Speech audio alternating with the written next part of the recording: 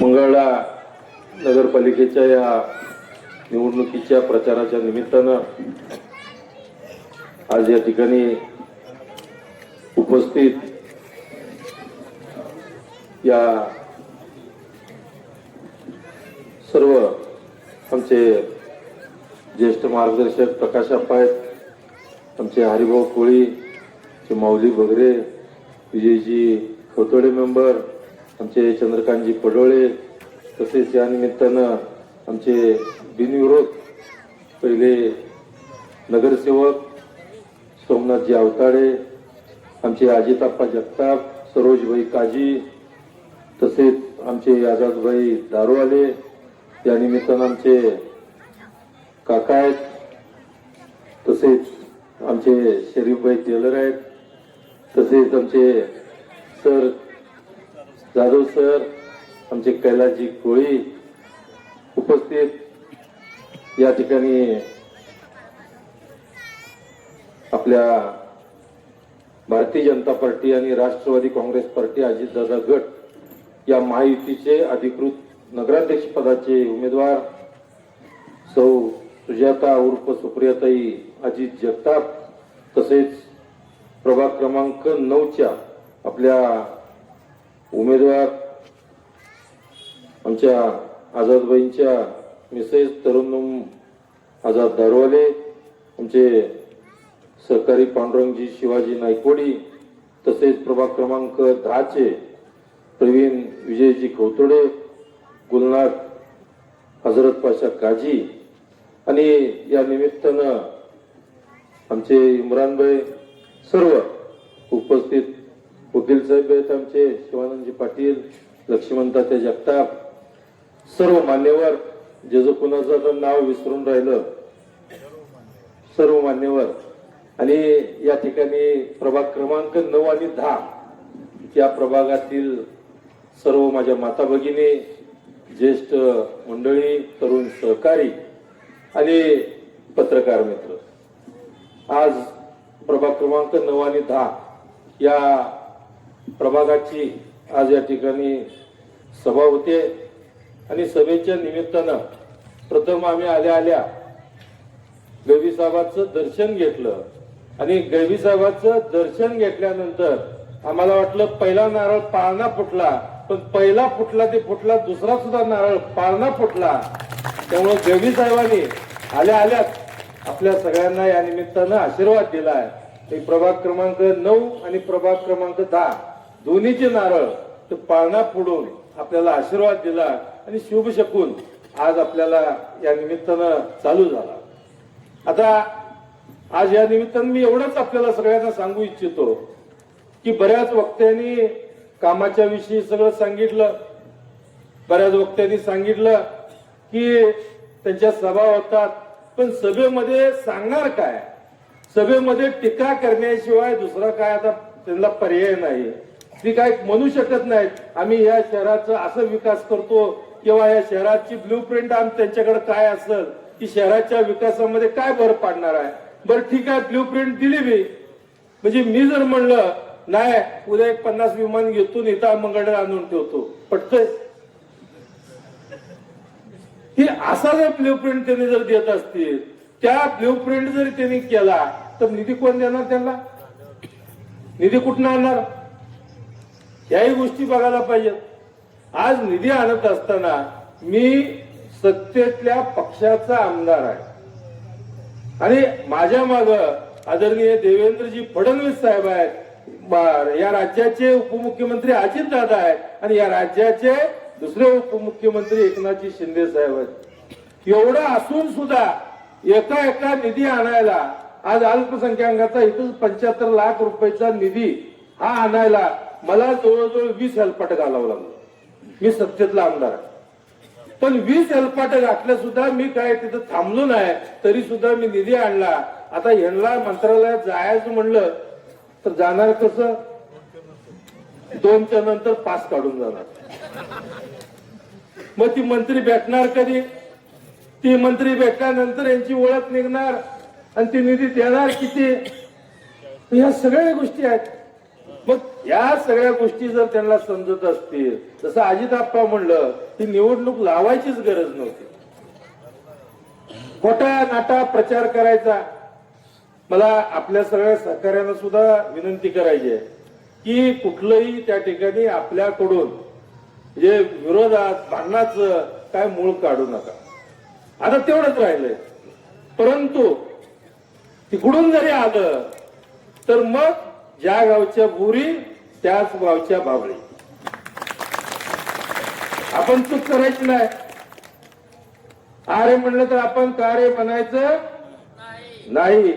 काय करायचं? डायरेक्ट कानाखाली. गमतीचा भाग सोडून द्या.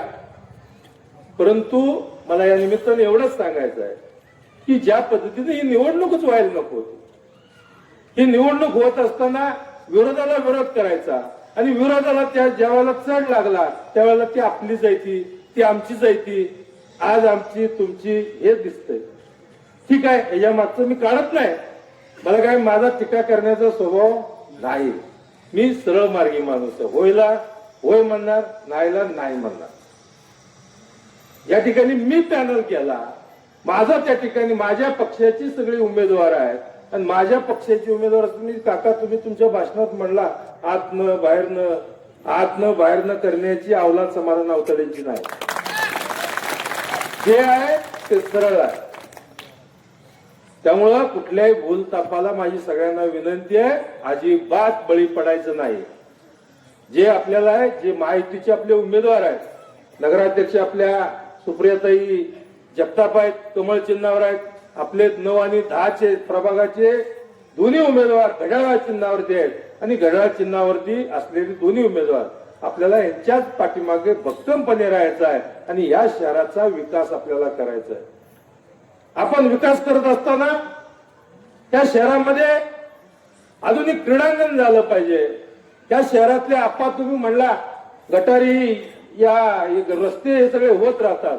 परंतु आज ओपन गटरीमुळं जी दुर्गंधी पसरती, गटरी ओव्हरफुल होत्या की त्यामुळे डासाचं प्रमाण वाढतं, आजारीपणाचं प्रमाण वाढतं.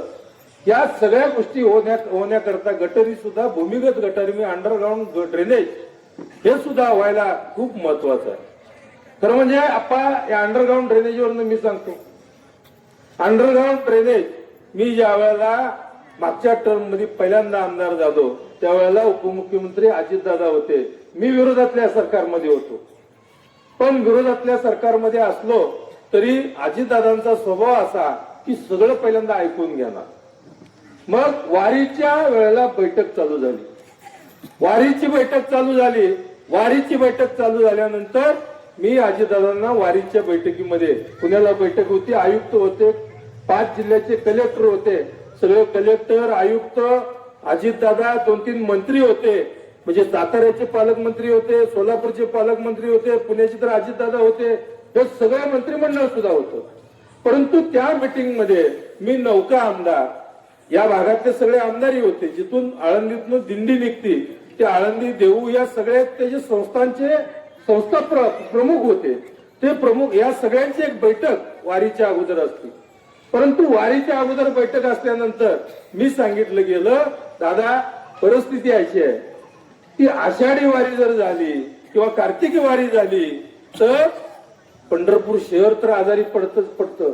परंतु भीमा नदीवर असणाऱ्या सगळ्या जेवढी पाणी पेते ते सगळे शहर, सगळ्या उपसा सिंचन ज्या योजना आहेत ते सगळेजण आपल्याला आठवत आहे का बघा.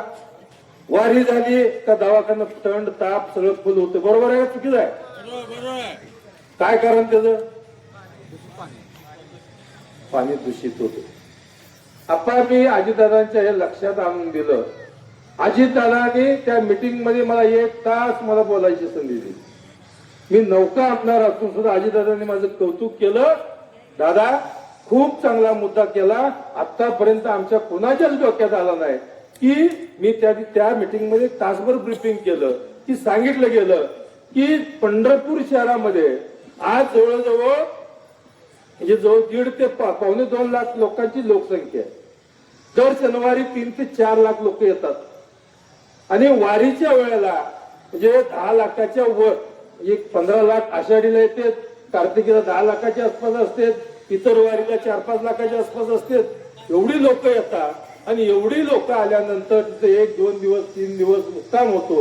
मुक्काम झाल्यानंतर त्यांचे कपडे धुण्याचं पाणी असेल, सांडपाणी असेल, त्या ठिकाणी सगळं ड्रेनेजचं पाणी असेल, हे ड्रेनेजचं पाणी शुद्धीकरण करण्याचं काम हे एसटीबी प्लांट म्हणजे सिवरेज ट्रीटमेंट प्लांट हे करत असतं. मग तो प्लांट किती कॅपॅसिटीचा आहे? मग त्या प्लांटला मी आयुक्तालाही प्रश्न विचारत होतो की तो प्लांट किती, त्यांनी सांगितलं 16 MLDचा इथला 2.5 MLDचा, इथला 7 MLDचा आहे. मग सगळ्याची बेरीज किती झाली? एवढी झाली. लोक किती आहेत? तर 15 लाख लोक आहेत. मग 15 लाख लोकांतून एवढ्या MLDला हा एसटीबी प्लांट पुरू शकतो का? ते म्हणजे शक्यच नाही. मग किती वाढायला पाहिजे? त्याच्यात डबल केला पाहिजे. म्हणजे मग डबल म्हणजे किती? परत 26 MLD वाढलं गेलं. 26 MLD जर वाढत असेल तर आतापर्यंत म्हणजे ब्रिटिशांनी जो एसटीबी प्लांट केला होता त्यालाच अद्यावत केलं होतं आणि त्याच्यावर छोटा एक MLD छोटा एक प्लांट बसवला होता. ते मैला मिश्रित पाणी यायचं, शुद्धीकरण झालं नाही तसंच डायरेक्ट नदीत यायचं आणि तेच पाणी खरं म्हणजे आपण पुढे पित होतो. त्याच्यामुळे आजारी पडायचं प्रमाण होतं. परंतु ही बाब लक्षात आल्यानंतर त्यावेळेला तत्कालीन मुख्यमंत्री एकनाथजी शिंदे साहेब हे सुद्धा त्या वारीला आले होते. त्यांनाही 1 तास ब्रिफिंग केलं. आयुक्त सुद्धा इथं आले. मग इथं ब्रिफिंग झालं. मग इथं ब्रिफिंग झाल्यानंतर त्यांच्या लक्षात आलं आता 130 कोटीचं एसटीबी प्लांटचं टेंडर आता झालेलं आहे, त्याचं वर्क ऑर्डर झाले आहे आणि त्याचं काम बी आता चालू होतं. यापुढं आपल्याला पंढरपूर शहर असेल किंवा तिथून असणारी सगळी गावं सोलापूर पर्यंत हे सगळ्याला हे पाणी शुद्धीकरण करून चांगल्या प्रकारचं शुद्धीकरण करून नदीत सोडलं जाईल. म्हणजे असा विचार हे आतापर्यंत कुणी केला नव्हता. परंतु असे विचार आपण या निमित्तानं करतोय. आज बऱ्याचशा गोष्टी आहेत. आमच्या तरुण सहकार्याने सुद्धा इथं सांगितलं की आतापर्यंत खरं निधी दिला गेला नाही. आप्पाजी माझी चर्चा झाली, गैबी साहेबाच्या दर्ग्याला आतापर्यंत कुठला निधी आला नव्हता. परत घेऊ, निधी आला नव्हता पण मी दिला म्हणून झाला असं नाही. खरं म्हणजे तुम्ही सगळ्यांनी मतरूपी आशीर्वाद दिलं, त्यामुळं आपण सगळेजण मिळून ते या ठिकाणी सभा मंडप असेल किंवा इथं 75 लाखाचा शादीखाना हा आपण करू शकलो. हा 75 लाखाचा शादीखाना आता विरोधक म्हणतात रद्द झाला असं बी काहीतरी चालू वाटतंय. पण रद्द काय नाही, त्याला स्थगिती आहे. ती स्थगिती उठवून 75 लाख रुपयाचा शादीखाना त्या ठिकाणी करण्याची जबाबदारी माझी आहे.